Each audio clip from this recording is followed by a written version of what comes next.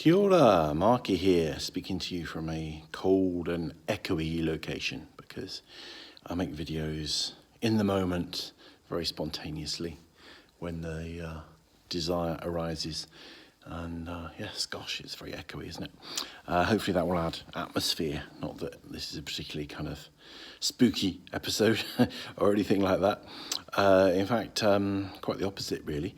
What I want to ask you is, do you struggle with weight, or does anyone that you know and love struggle with weight?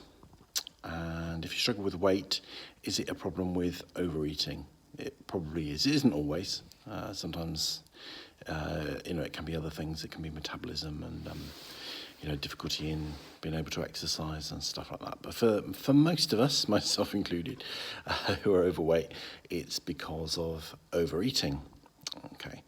Now, the reason I wanted to make this video for a while, there is a fantastic free resource for people who have problems with overeating, which works, which is brilliant. If you make use of this resource, you will not only lose weight, but your life will change in miraculously and in a myriad of ways.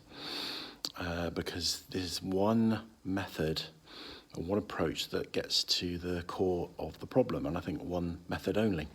Now, when I say one method only, I'm not saying that one size fits all, extra large. I'm saying that I don't think that's true for anything. I think people are different, and different people need different approaches.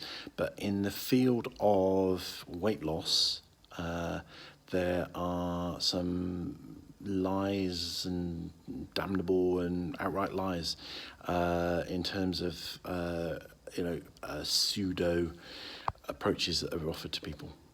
So, for example, diets don't work. A weight loss diet, by its very nature, is temporary.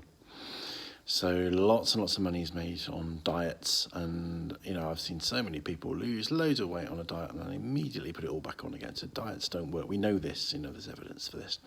So what does work? Well, lots of things potentially work, but they're all kind of long-term lifestyle things. So they're things like exercise and lifestyle regimes and different eating patterns. Okay, so there's different ways to get to a different lifestyle regime and a different eating pattern. But if the problem is overeating and this is an addictive process, then really, if you want sustainable recovery and sustained recovery, then the only way to really be sure that you're going to, you can never be sure that you'll be successful, but the only way to really realistically tackle that problem is at the source, is the addictive process that's driving it. Okay, now yes, addictive processes can be driven by trauma and by all kinds of other things. I'm not saying that's not the case, but unless you actually look at it as an addiction and treat the addictive process as you would with any other addiction, which would include looking at some of the underlying issues as well, where appropriate, then it's not likely to work. Or if it is going to work, it's going to work in a very, very short-term kind of way. So what am I talking about? What are you selling is probably the question that you're asking. I'm not selling anything here because I don't peddle the solution to this, and the solution is absolutely free. It sounds too good to be true. There is an organisation called Overeaters Anonymous, and I believe they are the single most underused and underrated resource in the world for a major health problem. Okay, obesity, major health problem, because it causes, as we know, I don't need to explain, I don't need to go into what obesity does to the body and all the health problems. So people die of obesity, okay? And it also makes people feel miserable. It can spoil their lives. It ruins self-esteem, all these things, okay? So, huge issue. But do you ever hear of Overeaters Anonymous? No. Very, very seldom is it even mentioned. Everyone's heard of Alcoholics Anonymous, but very few people talk about Overeaters Anonymous. So Overeaters Anonymous is probably the answer, okay? Now, I've talked about 12-step groups in other videos. So Overeaters Anonymous is a 12-step group in the tradition of Alcoholics Anonymous. Alcoholics Anonymous was the world's first ever 12-step group. So two people that struggled for years and years and years to get over addiction to alcohol finally got there and formed a group to share the formula that worked for them. which is a lot about which is about inner change. When I say formula, we're not talking kind of some kind of snake oil thing. We're talking about a program of profound hard work, peer support, and profound inner change. That's what we're talking about. And the same principles have been applied to addictive compulsive eating. And they are available to you all around the world, although obviously more in some places than in others, but in different places, spanning lots of places, certainly in the world. Certainly in the UK, there's plenty of Overeaters Anonymous meetings. If you've got a problem with overeating, if you've got a problem with obesity and it's caused by overeating, then think about Overeaters Anonymous, okay? And please kind of spread this message, share this video, because it's crazy that this effective resource, which no corporations profit from this. It's a members-only peer support organisation, and it's about peer support, camaraderie, helping other people. It's altruistic, and it's about profound inner change. So people overcome their eating addiction through becoming more whole, becoming a better person, a better version of themselves, becoming more comfortable in all aspects of life, not just stuff around eating.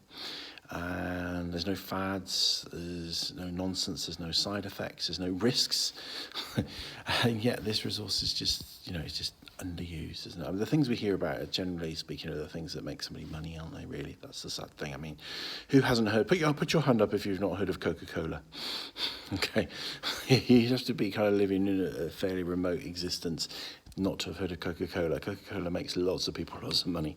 Okay, I'm not knocking Coca-Cola. I quite like Coca-Cola. But, we all know about it because, somebody stands to profit. Okay, Overeaters Anonymous, nobody profits apart from the members and the people that take the program. They're the people that profit, okay, and maybe their friends and family and society as a whole, but no corporation, no fat cat billionaires profit, no therapists like myself profit. I know lots of people think that therapists are kind of fat cat people that millionaires and kind of lounge around on yachts when we're not ripping people off for therapy, but that's not actually the case, as I said in a recent video actually.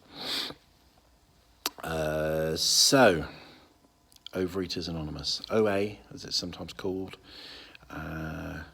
Check it out, spread the word. There'll be one near you. It will take place quietly in some church hall or community building where they rent a room. If you join, basically they pass a pot round for donations.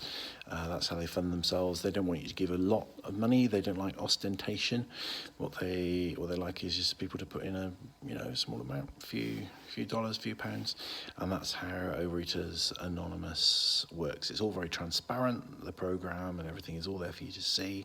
If you Google Overeaters Anonymous now, loads of stuff will come up, and it's good and it works, and there's no downside to this, okay?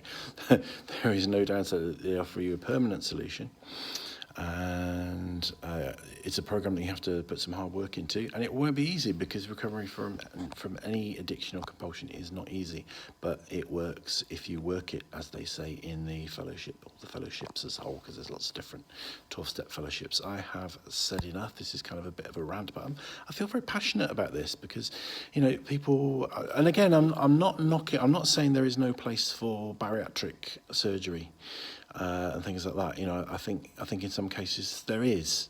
I think there's very few things that treatments for things that I would sort of dismiss out of hand or completely rule out, because everybody's different, and sometimes these things can be used in conjunction with things like Overeaters Anonymous.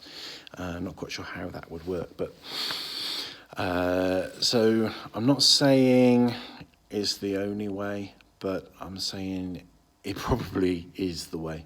Okay, for most people, it probably is the way, but you have to be willing to put the work in and the time. It's not a quick fix solution. Most people that join the fellowship join for life.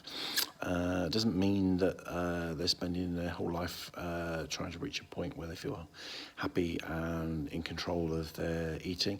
They join for life because they like the warmth and the fellowship and the camaraderie, and they keep coming back to meetings to support newcomers. That's kind of how it works. It's a really nice, warm, genuine self-help organisation.